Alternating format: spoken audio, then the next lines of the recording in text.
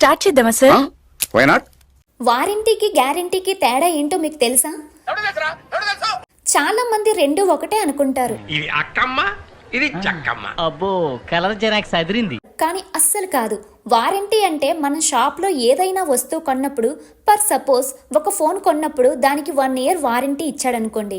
ఆ 1 ఇయర్లో ఆ ఫోన్కి ఏదైనా ప్రాబ్లం వస్తే వాళ్ళు ఫ్రీగా సర్వీస్ చేసిస్తారు.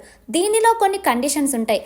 లైక్ ఫోన్ కింద పడి డ్యామేజ్ అయినా లేదా ఏదైనా తగిలి ఫోన్ గ్లాస్ పగిలినా ఆ సర్వీస్ చేయడానికి మనం డబ్బులు పే చేయాలి. లేదు ఫోన్ లోపలే సాఫ్ట్వేర్ ప్రాబ్లమే వచ్చినా, మన చేతుల్లో జరగని కొన్ని ప్రాబ్లమ్స్ వచ్చినా వాళ్ళు దానికి ఫ్రీ సర్వీస్ చేస్తారు. అలా ఫ్రీ సర్వీస్ చేయాలంటే ఖచ్చితంగా వాళ్ళు ఫోన్ కొన్నప్పుడు ఇచ్చిన బిల్ కానీ వారంటీ కార్డు కానీ ఉండాలి.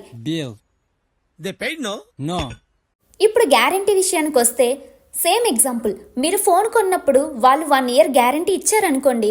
ఆ 1 ఇయర్లో ఫోన్కి ఏదైనా ప్రాబ్లం, అదే మన వల్ల కాకుండా ఫోన్లో ఏదైనా ప్రాబ్లం వస్తే ఈసారి సర్వీస్ చేయడం ఉండదు. డైరెక్ట్గా కొత్త ఫోన్ ఇచ్చేస్తారు, అది కూడా సేమ్ మోడల్లో. దీనికి కూడా వాళ్ళు ఇచ్చిన బిల్ లేదా గ్యారంటీ కార్డు ఉండాలి. చాలా షాప్ వాళ్ళు ఏం చేస్తారంటే గ్యారంటీ కార్డు ఉండి ఫోన్ అంటే ఏదైనా వస్తువు ప్రాబ్లం ఉన్నా కూడా కొత్త వస్తువు ఇవ్వాలంటే ధర ఎక్కువ కాబట్టి ఫ్రీగా సర్వీస్ చేసి, అంటే గ్యారంటీ కార్డుని వారంటీ కార్డు లెక్కలోకి తీసుకొని ఫ్రీ సర్వీస్ చేస్తారు. ఏంటండి అరాచకం? ఏమిటండి మీరు మాట్లాడేది? ఆవిడ కరెక్ట్ గానే చెప్పిందిరా. చాలా సేపు సస్పెన్స్ తర్వాత నాకు కూడా అర్థమైంది. రెండు ఒకటేలే అనుకున్న వాళ్ళు పెద్దగా దీన్ని పట్టించుకోక కొత్త వస్తువు తీసుకునే అవకాశాన్ని మిస్ అవుతారు. అలా మీరెప్పుడైనా గ్యారంటీ వారంటీలకి కన్ఫ్యూజ్ అయ్యుంటే కామెంట్ చేయండి. వీడియో నచ్చితే లైక్ చేయండి.